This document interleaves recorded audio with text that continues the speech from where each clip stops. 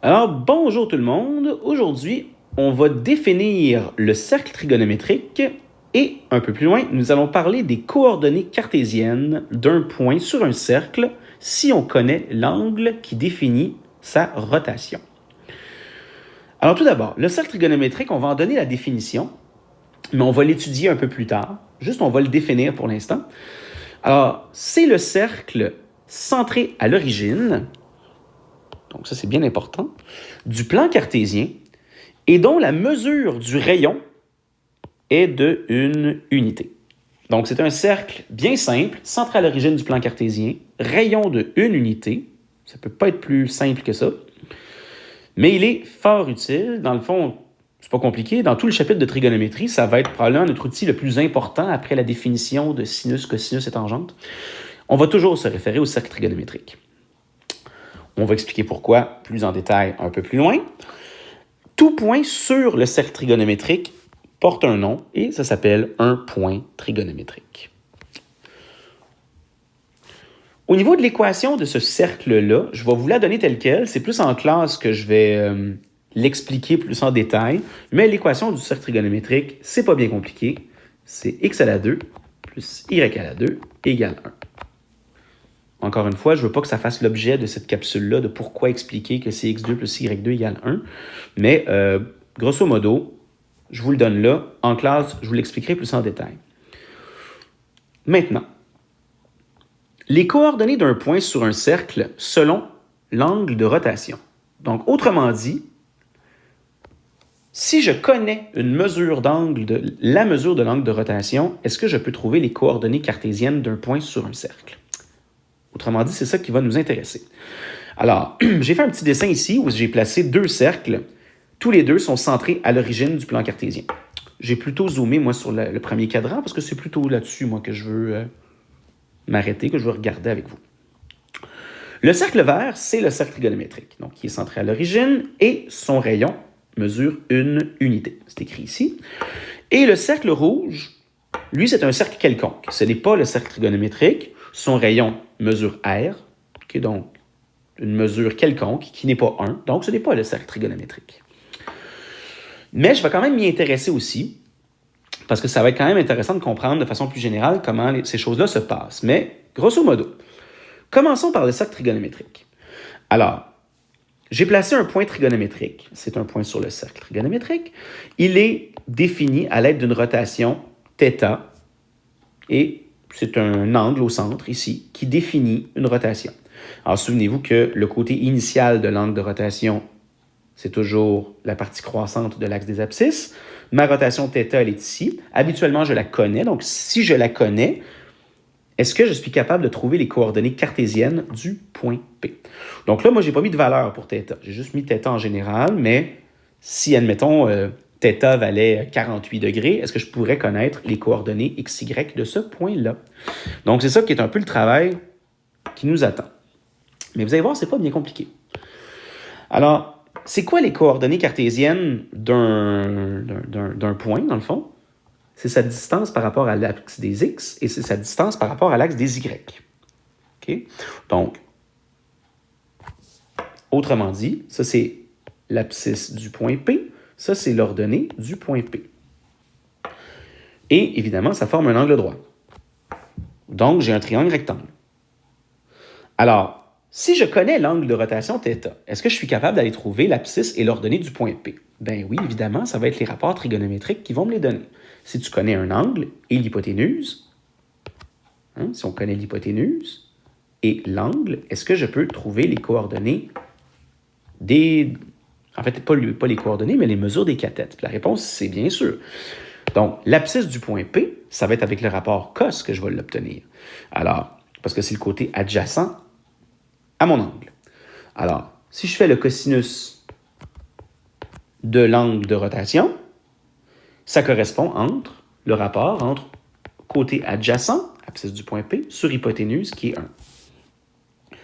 Donc, tout de suite, automatiquement, si je fais le cosinus de l'angle de rotation, j'ai l'abscisse du point P. Et par un raisonnement analogue, pour avoir l'ordonnée du point P, ça c'est le côté opposé à l'angle de rotation, Ben, ça va être le rapport sinus qui va me le donner. Alors, je vais faire le sinus de l'angle de rotation. C'est l'ordonnée du point P sur l'hypoténuse qui est 1. Donc, le rapport sinus me donne l'ordonnée. Donc, morale de l'histoire, si tu connais l'angle de rotation et que tu cherches les coordonnées x, y de ce point-là, tu as juste à faire le cos de l'angle, le sin de l'angle et tu as les coordonnées cartésiennes. Alors, dans le petit encadré qui est ici, sur le cercle trigonométrique, toute coordonnée d'un point trigonométrique donné en fonction de θ est. Alors, l'abscisse, cos θ, l'ordonnée, sin θ. Tu n'as rien besoin de faire d'autre. Le cos et le sin. Donc, tu comprends que, dans le fond, ça s'appelle le cercle trigonométrique parce que tous les points du cercle trigonométrique ont des coordonnées qui sont données avec les rapports cos θ, sin θ.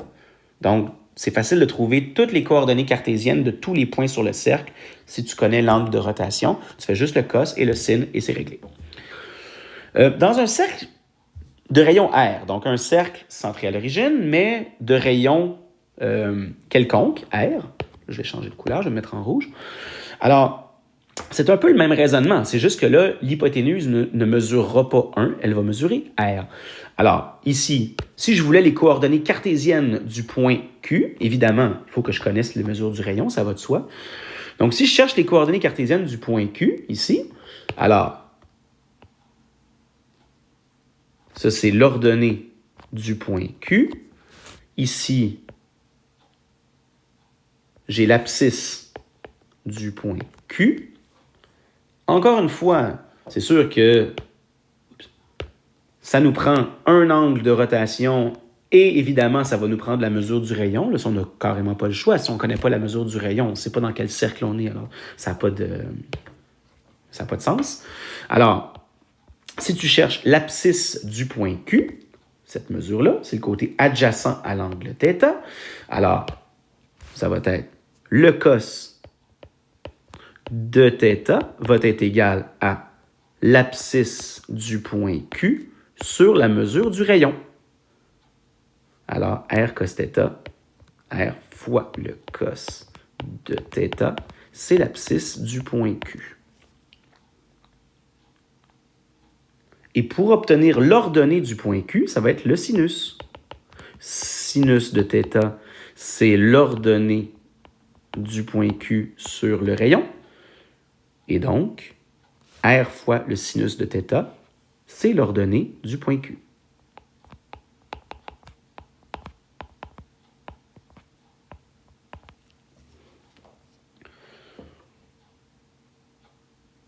Ben, dans le fond, c'est pas tellement surprenant.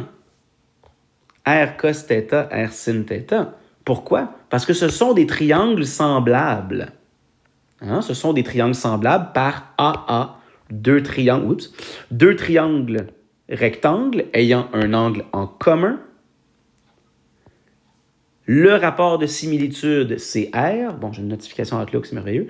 Alors, j'ai un rapport de similitude qui est R, donc toutes les mesures sont R fois plus grandes, ça va de soi. Alors, toutes coordonnées d'un point sur un cercle de rayon R, centré à l'origine, tu peux les obtenir en faisant R fois le cos de l'angle qui est de rotation. Ça, c'est pour l'abscisse. R fois le sinus de l'angle de rotation. Et ça, c'est l'ordonnée. Donc, c'est tout le temps R cos θ, R sin θ. Mais dans le cas du cercle trigonométrique, le rayon vaut 1. Bon, assez de théorie. Faisons un ou deux petits exercices. Alors, pour quelle rotation un point trigonométrique P admet-il les coordonnées 5 13e, 12 13e? Bon, d'abord, ça, c'est un point trigonométrique. OK? On vous le donne. Donc, si tu veux vérifier qu'il s'agit bien d'un point trigonométrique, tu peux remplacer ça dans l'équation qu'on a vue en haut.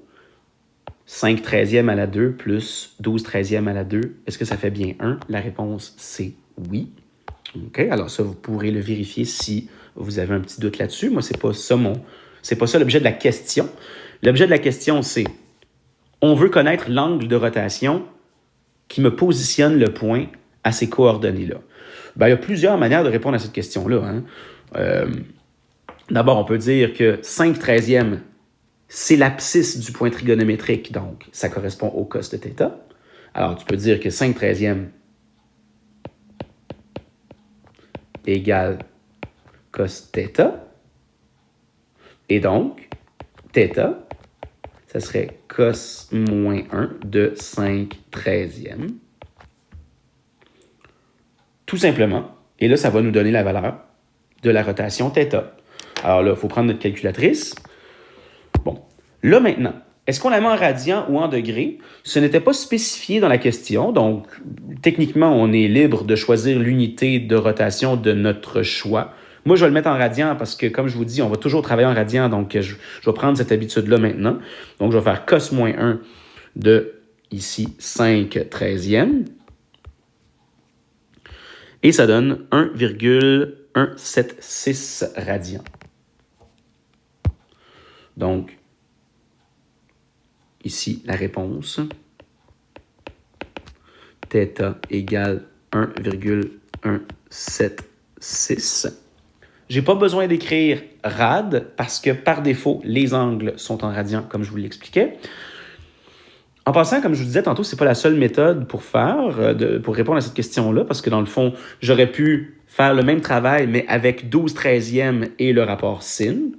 Donc, ça, c'est plus à titre de vérification. Donc, 12/13e serait égal au sinus de θ, ce qui m'emmène à dire que θ serait égal à sin moins 1 de 12/13e. Et je devrais techniquement obtenir 1,176 aussi. Je vais le faire avec vous. Sin moins 1, encore en radians, de 12/13e. Et on voit du côté droit que ça donne la même chose, 1,176. Bon, est-ce qu'on aurait pu faire ça autrement? Oui, en fait, hein, on aurait pu carrément utiliser tangente. Souvenez-vous, au premier cours de trigo, on avait établi que tangente de θ était égale à sin θ sur cos θ. Hein? Souvenez-vous, on avait dit ça. Alors, on peut utiliser ça. On peut dire que tangente θ va être égale à sin sur cos, donc 12/13e sur 5/13e. Donc, 12/13e. OK, c'est très mal écrit, ce 12-là. Là. Alors, c'est un 12. 12/13e sur 5/13e. Bon, je vais quand même simplifier le rapport. Ça fait tangente θ égale 12/5e. Et je vais faire tangente moins 1 de 12/5e. Alors, θ serait égal à tangente moins 1 de 12/5e. On va le tester. Ça devrait quand même donner la même réponse. Alors, je vais écrire ici, toujours en radians, tangente moins 1 de 12/5e.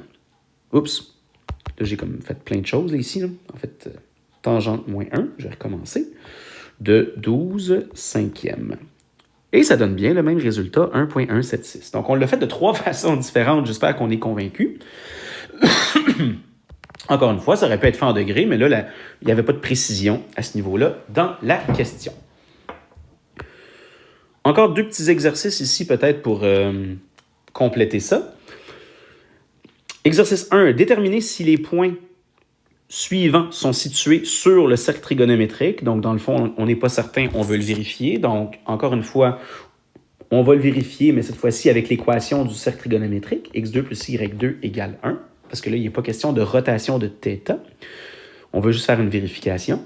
Alors, ce que je vais faire, c'est que je vais remplacer dans l'équation du cercle. Est-ce que racine de 2 sur 2 au carré plus racine de 2 sur 2 au carré, qu'est-ce que ça vaut?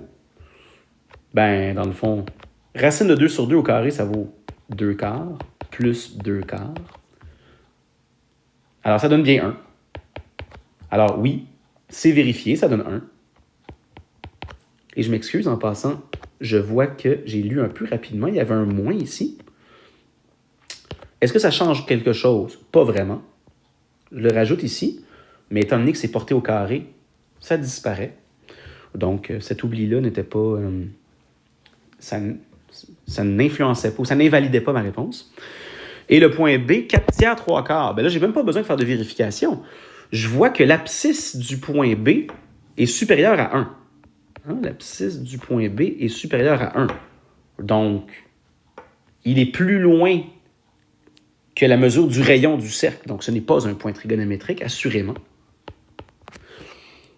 À la limite, vous pouvez faire cette vérification-là quand même, puis ça va vous donner un résultat supérieur à 1. Donc, cassez-vous pas la tête, ce n'est pas un point trigonométrique. L'exercice 2. Déterminer les deux positions possibles en valeur exacte d'un point trigonométrique Pθ, sachant que cosθ égale 1 quart.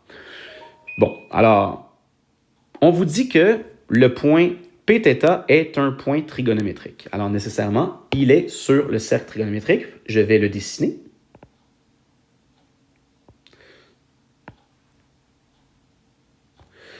Bon, sur le iPad, c'est pas super génial de faire des belles flèches, de faire des beaux cercles. C'est plus facile de faire des belles flèches que des beaux cercles, vous m'en excuserez. Alors, on veut deux positions possibles d'un point P trigonométrique. Je vous dis que le cos de θ vaut 1 quart. Qu'est-ce que c'est que cos θ vaut 1 quart? C'est l'abscisse du point P. Alors, on se rappelle que le rayon vaut 1. Et si l'abscisse vaut 1 quart, si le cos vaut 1 quart, ça veut dire qu'on est vis-à-vis cette abscisse-là qui est ici, bien, le point P peut être à deux endroits. Il peut être dans le premier cadran, ici, ou il peut être dans le quatrième cadran, c'est-à-dire en dessous. Alors, comment je fais pour donner ces positions possibles? Donc, dans le fond, je vais aller chercher son ordonnée, puisque je connais son abscisse. Est-ce que j'ai besoin de faire, de trouver la valeur de θ? Ben non, dans le fond. Je vais utiliser l'équation du cercle trigonométrique. x2 plus y2 égale 1. Je connais son abscisse, qui est le cosinus.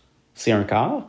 Donc, 1 quart à la 2 plus y2 égale 1. Et là, je résous simplement. 1 16e plus y carré est égal à 1. Et j'isole y. Y égale... Ben, en fait, y2, je ne sauterai pas trop d'étapes. 15 16e. Et je termine en extrayant la racine carrée. Et on fait bien attention, lorsqu'on extrait une racine carrée comme ici et qu'on n'est pas dans un contexte, il y a deux signes à la racine, donc plus ou moins la racine de 15 sur 4. Et le plus ou moins, ben vous l'aurez deviné, hein? Je vais mettre le moins de ce rapport-là, ben ça serait pour ce point-là qui est ici avec un y négatif. Et le plus qui est ici, ben ça serait pour celui-là. Donc, il y a deux possibilités pour le point P. Alors, c'est coordonné au point P. Son abscisse, c'est 1 quart. C'est donné par le cosinus. Et son ordonnée, il y en a deux possibles. Une dans le positif, une dans le négatif. Et c'est racine de 15 sur 4.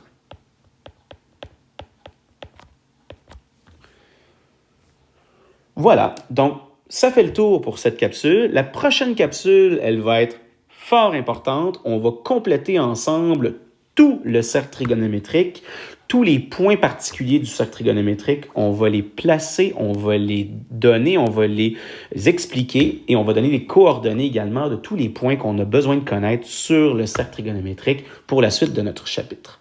Alors, restez avec nous. La prochaine